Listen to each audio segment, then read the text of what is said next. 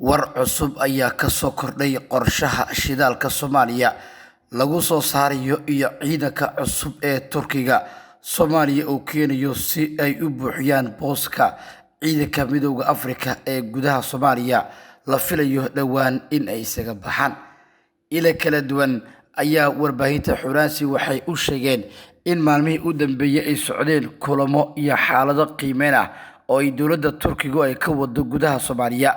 iyadoona arrintaas ay ugu gol leedahay sidii ay u ogaan lahayd qorshaha guud ee sugidda amniga Soomaaliya, maadaama suuragal ay tahay in ciidanka Afrikaanka maalin cad ay isaga baxaan gudaha Soomaaliya maadaama ay waayeen dhaqaalihii iyo taageeradii ay ka helayeen dhinacyo Mareykanka uu ka mid yahay.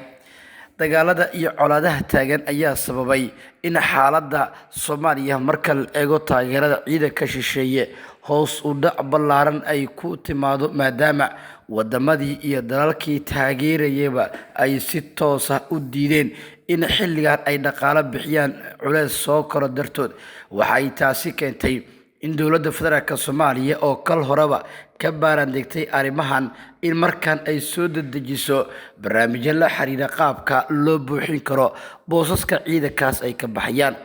Shidaalka Soomaaliya oo ah meesha isha lagu hayo ayaa waxaa socda dadaalo kala duwan oo dowladda federaalka Soomaaliya iyo tan Turkigaba ay saarayaan diiradda qaabka ugu fudud ee loo gaari karo hadafkaasi maadaama ay jiraan culaysyo dhanka amniga oo soo bixi kara haddii ciidankaasi ay baxaan waa kuwa Midowga Afrika ee USAM la yiraahdo.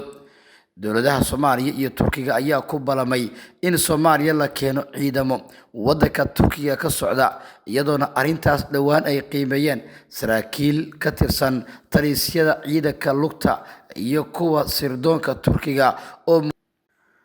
waana tan keentay in ay sii kordhaan culaysaadka siyaasadeed. Waxaana muddooyinkii u dambeeyay soo baxayay in safarada mas'uuliyiinta Turkiga ee sida cad ay Soomaaliya ugu imaanayaan in ay si toos ah dalka ugu soo gaaraan, waxayna xubnaha dowladda federaalku ay si toos ah u sheegeen in ay ka wada arrinsanayeen xaaladaha iyo culaysaadka siyaasadeed ee sanadihii u dambeeyay soo kordhay.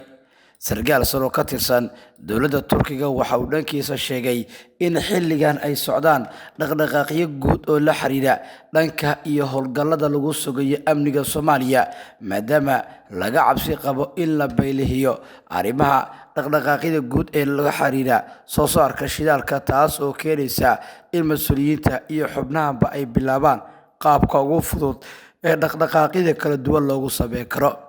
Xubin sare oo ka tirsan dowladda federaalka Soomaaliya ayaa waxa uu dhankiisa sheegay in ay socdaan dhaqdhaqaaqyo iyo abaabulo kala duwan, taasoo keenaysa in mas'uuliyiinta dowladdu ay diiradda saaraan sidii shidaalka soo saarkiisa, sugidda amniga iyo xaalad walba ay isugu dhinac wadaan si loo gaaro hadaf siyaasadeedka la xiriira dhanka iyo howlgallada guud ee ka socda gudaha Soomaaliya.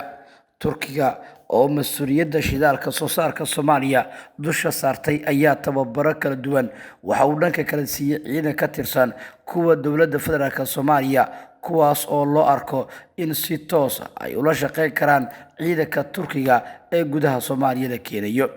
Waxay xukuumadda Ankara kol hore ay Muqdisho keentay diyaarado, gaadiid casri ah iyo qalab kale oo military, kuwaas oo la geynayo goobo gaar ah si ay u sugaan ama ay ugu noqdaan talis udub dhexaad u noqonaya sugidda amniga guud ee dhanka howlgallada. Waa sida ay sheegeen mas'uuliyiin iyo ilo kala duwan oo arrintaasi ka xog waramay.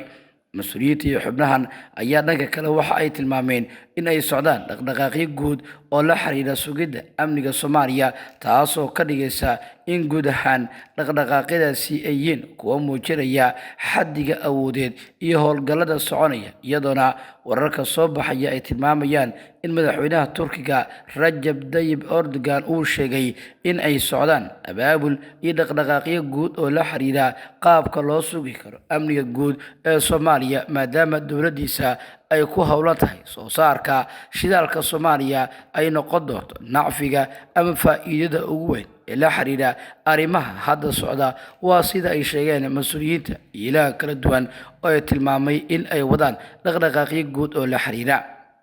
waxaa jira dowlado badan oo Carbeed iyo kuwa kale oo sheegay inay qayb ka qaadanayaan awoodda dib u dhiska ciidanka Soomaaliya, taas oo muujinaysa in mar kale albaabada ay ka sii xirmaan ciidanka Afrikaanka ee gudaha Soomaaliya jooga. wixii warar iyo dhacdooyin arrimahan ka soo kordha baahinteena tan xigta warbaahinta Xuraansi ku daawo. waad ku mahadsan tahay daawashada iyo la socodka wararka iyaga.